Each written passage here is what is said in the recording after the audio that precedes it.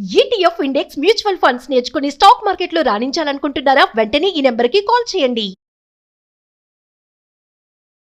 నమస్తే రమ్మగారు. నమస్తే జయ. రమ్మగారు, మనకి పోలి పాడ్యం ఉంది. ఈ పాడ్యం యొక్క విశిష్టత ఏంటి? మార్గశిర శుద్ధ పాడ్యమి విశేషమైన రోజు. ఈ రోజున మనం ఏం చేస్తాము, ఈ నెల రోజులు కార్తీక మాసం పూర్తి చేసాము. నెల రోజుల కార్తీక మాసము శరదృతువు. అమావాస్య వెళ్ళగానే హేమంత ఋతువు ప్రారంభం అవుతుంది. హేమంతంలో మంచు, ఇప్పటికే మంచు మొదలైపోతుంది. నీకు కార్తీకం చివరికే బాగా పొగ మంచు వచ్చేస్తుంది. పూర్వకాలంలో వీట్లలో ఈ కార్తీక మాసం అంటే ఇంట్లో స్నానం చేసే వాళ్ళు ఎవరు ఉండేవాళ్ళు కాదు. కార్తీకము విధానంగా చేసుకోవాలి అంటే నదికి వెళ్ళాలి. అప్పుడు ఈ పంపులు, ఈ ఓవర్ హెడ్ ట్యాంకులు ఏవి ఆనాడు? అందరూ నదీ స్నానానికి వెళ్ళేవాళ్ళు.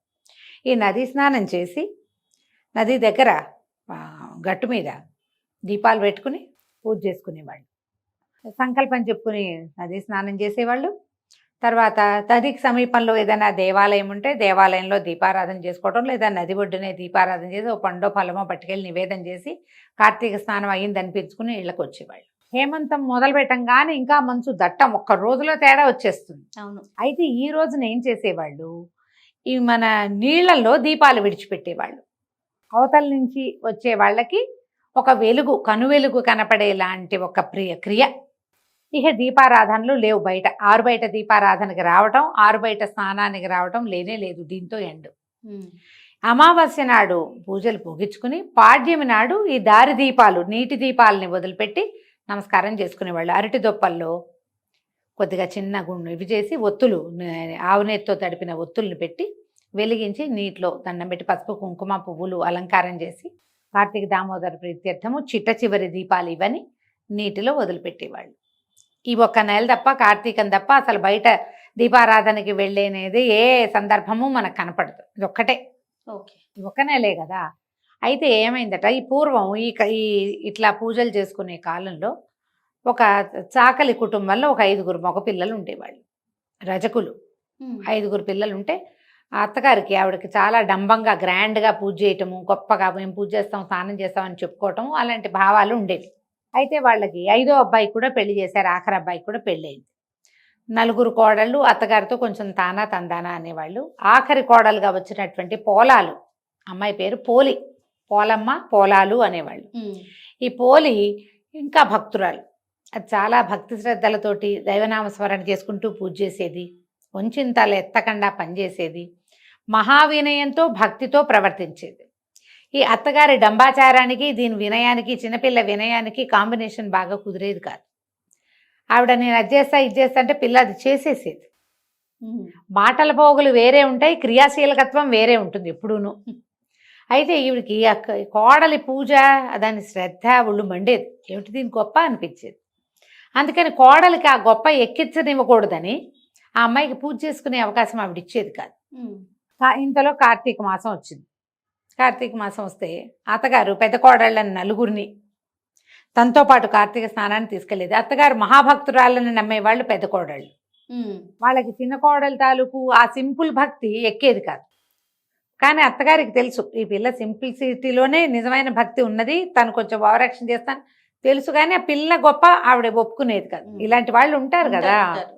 అయితే ఏం చేసేది, రోజు పెద్ద కోడలు 4గురిని తనతో పాటు స్నానానికి తీసుకుపోయేది. ఈ చిన్నపిల్లకి పాల్ది, గేదెల దగ్గర బాగు చేయి అని ఇలా 100 రకాల పనులు చెప్పేది.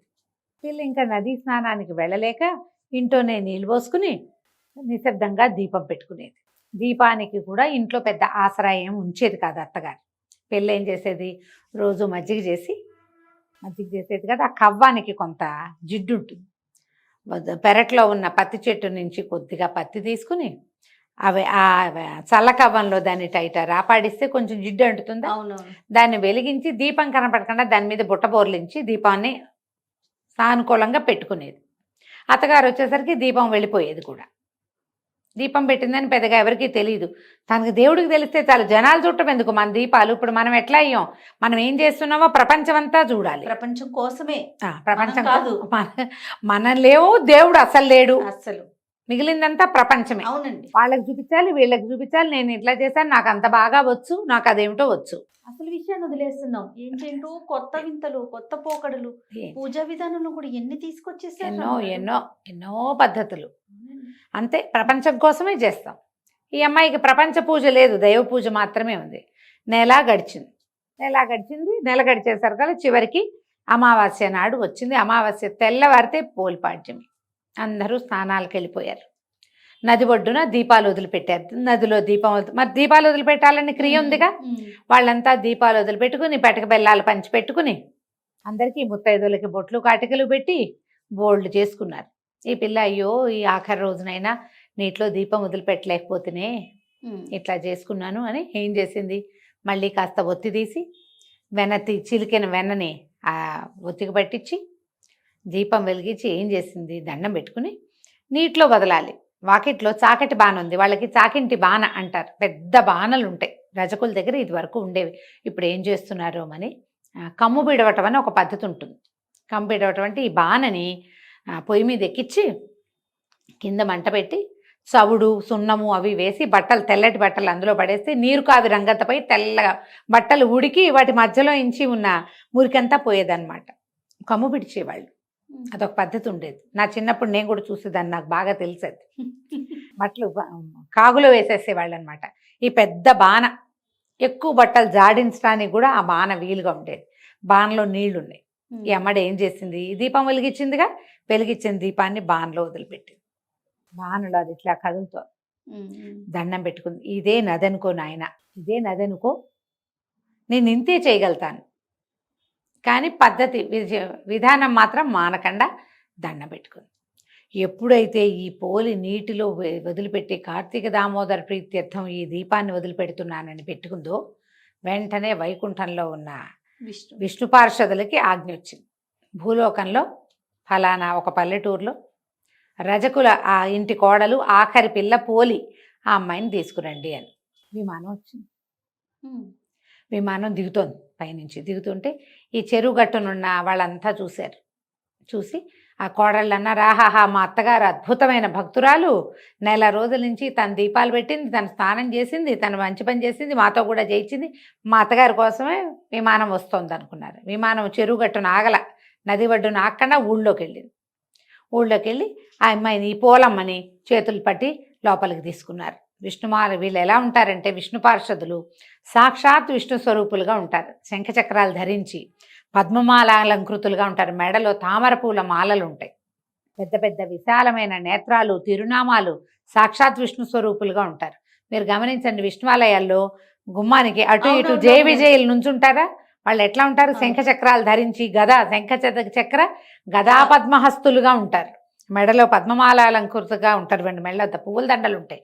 ఆ దండ ఏదో పువ్వులు కాదు, పద్మాలే. అవునండి. ఇక్కడి నుంచి ఇక్కడికి నేత్రాలుండి పెద్ద పెద్ద పట్టివర్ధనాలు ధరించి సాక్షాత్ విష్ణు స్వరూపులుగా ఉంటారు.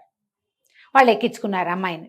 ఎక్కించుకునేసరికల్లా విమానం చెరువు గట్టు మీద నుంచి వెళ్ళంగానే అమ్మో పోలికి విమానం ఎక్కేసింది, దాన్ని తీసుకుపోతున్నారు, నేను మాత్రం ఎందుకు వెళ్ళకూడదని అత్తగారు ఏం చేసింది, ఆ విమానంలో కొస కూర్చుని కాళ్ళు వేళ్లాడేసుకున్న పోలమ్మ 2 కాళ్ళు పట్టుకుంది అత్తగారు.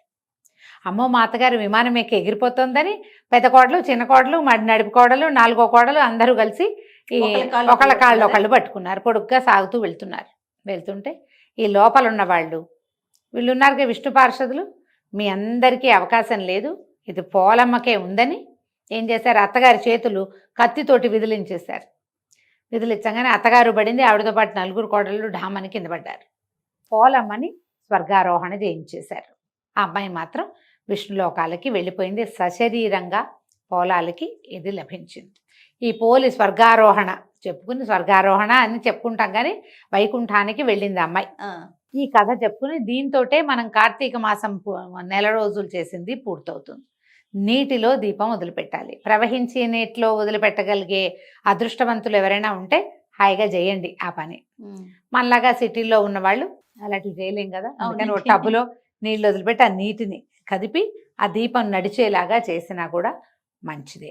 అవకాశం ఉంటే అట్లా చేసుకోవాలి. మొన్న కృష్ణానదిలో స్నానం చేసి నేను అక్కడ మాత్రం దీపం విడిచిపెట్టి వచ్చాను. అవకాశం కుదిరింది, వెళ్ళాను. ఈ సంవత్సరం 2 రోజులు వరుసగా కృష్ణ స్నానం చేశాం మేము. అప్పుడు దీపం వదిలిపెట్టాను. సరే కార్తీకంలో ఎప్పుడైనా మంచిదే, చివరి ఈ పాడ్యమి నాడు చేస్తే ఇంకా అది ఎక్కువ విశేషం.